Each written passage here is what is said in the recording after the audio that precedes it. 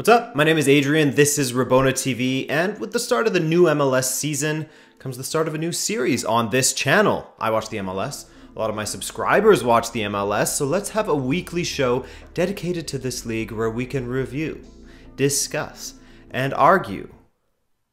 Nicely, let's argue with kindness. Apologies to everyone who had hoped I would be releasing my weekend report covering the top 5 leagues in Europe. Unfortunately, I had norovirus this weekend, look it up, and I went to the Vancouver Whitecaps home opener with my dad for his birthday on Sunday, so I had no time. Am I a Whitecaps fan? No, we'll get to that. Will this show replace my European weekend reports? No, they will exist alongside each other. They can coexist. Let's get to it, starting in the most logical place possible, the first match of the season with Columbus heading to BMO Field to take on the defending champs. Now, going into this one, I actually didn't really have a clue which direction it would go due to Toronto being perennial slow starters.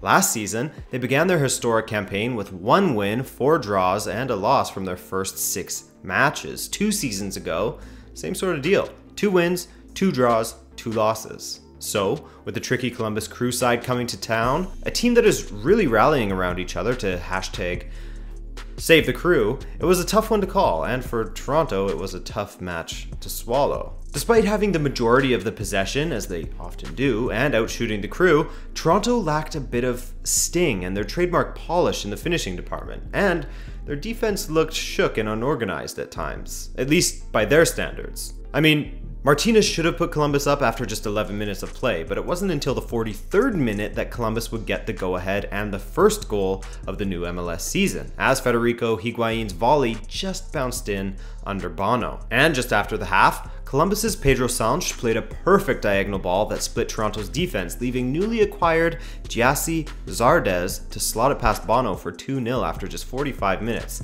And only then did Toronto wake up, with Giovinco hitting the post, Osorio coming close, Akeche hit the bar, Josie rolled one wide, etc.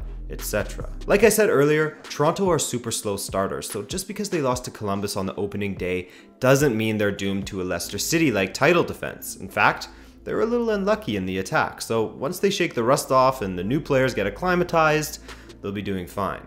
Columbus, on the other hand, they at least showed that they are capable of playing at a high level, with Pedro Sanch looking good, Higuain looking good, Martinez and Zardes also solid in the attack. I still fully expect Toronto to win the Supporter Shield this season, as they're just too good. I've been saying good a lot in this episode already. Alright, to another surprising match that saw the other favorites in the East, at least for me, Atlanta, get completely crushed away to the Houston Dynamo, the relatively unfancied Houston Dynamo. And the 4-0 scoreline almost seemed kind for Atlanta in this case, as Houston looked as though they could break through the Five Stripes defense at their own will, whenever they wanted. That could be in part due to the fact that Atlanta, despite playing with 2 central midfielders in Chris McCann and Darlington Nagbe, didn't have a natural number 6 on the field. In fact, Charlie Davies and Bobby Warshaw did a great job of breaking this down for Matchday Central on MLS.com, so I won't go too into detail about it, but you should check it out if you're interested. But regardless, as I said earlier, Houston surprised the rest of the league with the ease in which they defeated Atlanta. If you were to look at the stats alone, the score would be confusing, but this was classic counter-attacking football from Houston. No need for sustained possession when there's a massive gap between the Atlanta center backs and midfield that you can exploit to get your players in behind. And they did just that, going ahead 3-0, figuring out my fingers, after just 26 minutes. Houston right winger Ellis was a massive problem all day, with chance after chance after chance, and he definitely deserved one for himself. Unlucky though, no goals for him on the day, but I'm excited to see how he does. If you're an Atlanta fan, you'll be encouraged by the fact that you at least created opportunities to score, opportunities that, perhaps deeper into the season, you'll be able to put away. But as I mentioned earlier, that lack of a true defensive midfielder, a true number 6, after the departure of Carlos Carmona, that's a really worrying position. I think Atlanta will still be fine and make the playoffs with ease, maybe even challenging Toronto for the Supporter Shield. But if they don't address that position quickly, then teams will take note of how Houston absolutely shredded them and use some copycat tactics. Philadelphia Union and the New England Revolution, a team that truly needs a revolution within their ranks, actually, as the start of the Brad Friedel experiment, we'll call it, started off pretty poorly. Now, I know what you're saying. Hey Adrian, they only lost 2-0 and they were down to 9 men, well 10 men and then 9 men. for the last 10 minutes. And I know, and I get that, but they also looked clueless on the field and without a real game plan. And having watched Montreal for many seasons, trust me, I can spot a team without a game plan real quick. So, as mentioned before, New England went down to 10 men after just 24 minutes when Delemia hauled down CJ Sapong, who was in clear on goal. From there, 18-year-old Union Academy product Anthony Fontana scored his first MLS goal in his first MLS appearance. It was a weekend of goals from teenagers, by the way. Anyway, later in the second half, CJ Sapong scored to make it 2-0, and Claude Dielna made the idiotic move of getting a second yellow, meaning New England will play their next match against Colorado without either of their first-choice center backs. It makes no sense. It was completely unnecessary because his team was already 2 goals down and a man down. Anyways, it's going to be a tough season for both of these teams, as I can't see either one of them making the playoffs as things stand. And as things stand, I think that New England could be bottom of the table fodder, as they seem to continue to be going backwards. Just like that Tame Impala song. And I felt like I was going backwards in time watching the Orlando City vs DC United game. Why? 3 of Orlando's 4 home openers have seen them get an equalizer in the 90th minute stoppage time. Anyways, in this match, DC had a chance to go ahead in the 20th minute after the video assistant referee spotted a handball in the box, but Big Joe Bendick came out big and touched Darren Maddox's shot off the bar. Maddox, man, that guy seemed like he could have been such a great MLS striker. But anyways, he did have somewhat of a hand in a DC United goal later, as Yamil Assad's in-swinger found its way into the net after a flurry of confusion in the box. Assad, by the way, he looked great for DC, and he could really propel them towards the playoffs. DC in general looked decent in the first half, and if they can find that form, they'll be a handful at times this year. 10 minutes after the goal, things went from bad to worse for Orlando, as VAR, again, determined that PC intentionally elbowed Assad in the back of the head. He truly deserved that red, to be honest, can't speak. Also, PC deserves a red, or at least a major L, for going by PC on his jersey. That's so stupid. Your name is Victor Giro.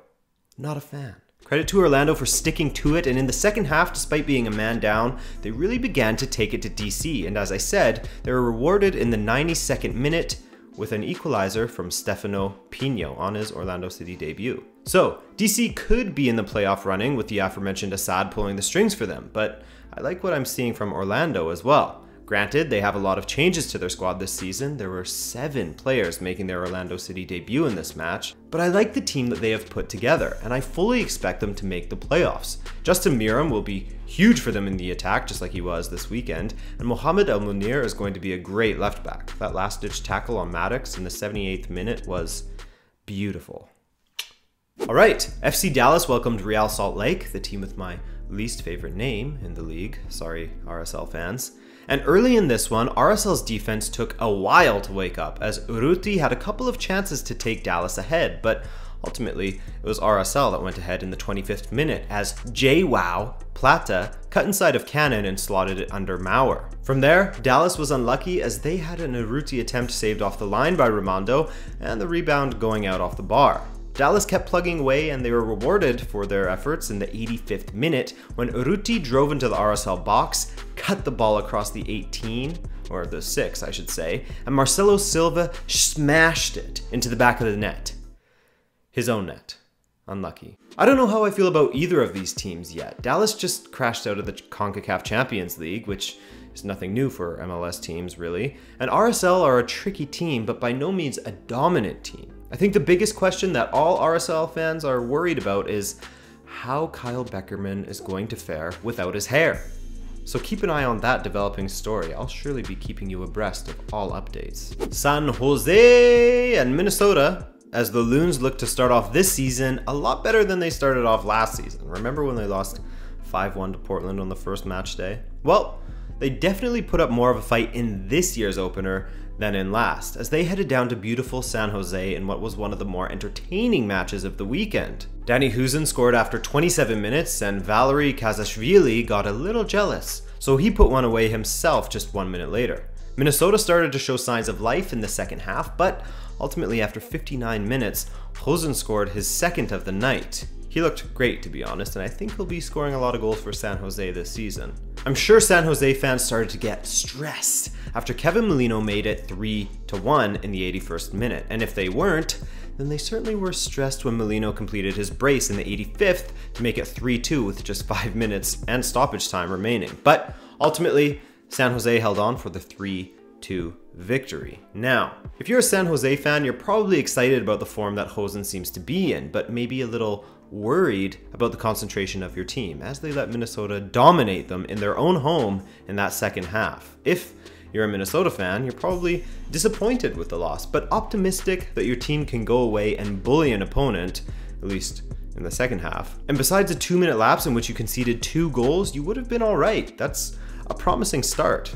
Seattle versus LAFC. The newest club in the league were handed a tough job for their opening match as they headed to the home of the 2 years running MLS Cup finalists, Seattle Sounders. And damn, if the new guys didn't come out flying, as Blessing's header cannoned off the post after just 1 minute of play. Carlos Vela was playing in the 10 spot with Ureña up front, and Vela and Rossi, the young Uruguayan playing on the left, combined well all match, and after just 10 minutes, it was Vela who sent a ball through to Rossi, and he scored LAFC's first ever goal in the MLS. Seattle then started to ramp it up, and if it wasn't for Miller in goal for LAFC and captain Laurent Simon, they may have equalized or even gone ahead before the first half was up. In the second half, it was all Seattle. A free kick coming close, shots off the bar, big saves from Tyler Miller, the defense making it happen on the ropes, more big saves from Tyler Miller.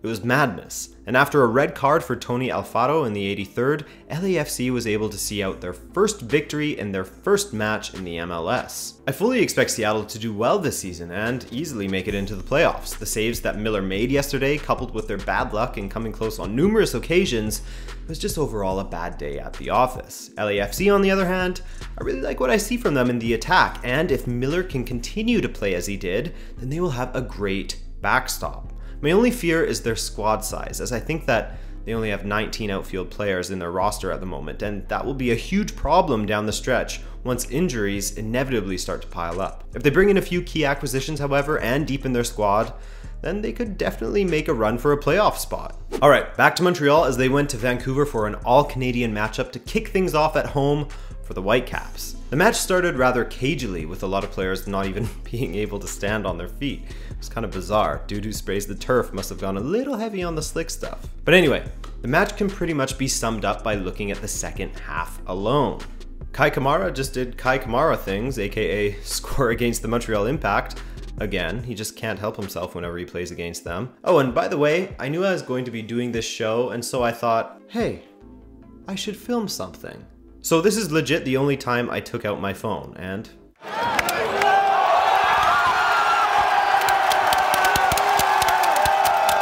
I quickly put it away after that. Anyways, shout out to 17-year-old Alphonso Davies, who made Petrasso and Edwards look like children. This kid is 17. Did you know that he's 17?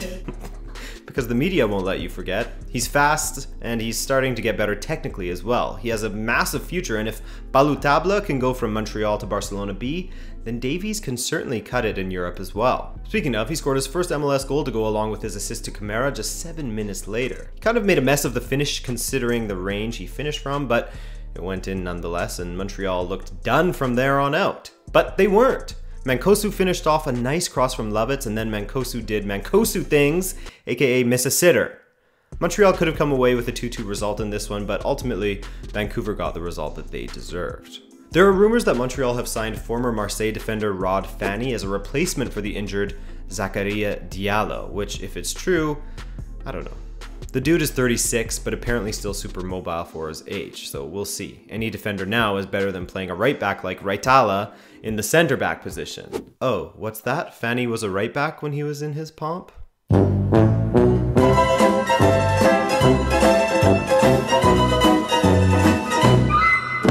Okay, time for some light blue on light blue violence as Sporting KC welcomed NYCFC to the cauldron. And going into this one, I read that year after year, NYCFC is losing approximately 1,000 season ticket holders. I mean, it makes sense. They were promised a stadium, and despite the team doing well, you're going to watch said team play on a baseball field. It's ridiculous. But anyways, that's a matter for another day and another video, so let's get to the game. The defense was sort of all over the shop early in this match, much like many of the matches on the day. Hey, it's the first match of the season, guys. And there wasn't a breakthrough until a little magic from 36-year-old stud David Villa gave himself enough room to square the ball to Maxi Morales to tap in. However, David Villa did show his age a bit in a bad way when he broke in all alone in the first half stoppage time, held on to the ball for too long, and that allowed Lobato to get all the way back from approximately 1 million feet behind David Villa to scuffle the ball away. Villa, you had two dudes with you, one on the right, one on the left. You could have just given it to one of them. Then again, who am I to tell Villa what to do?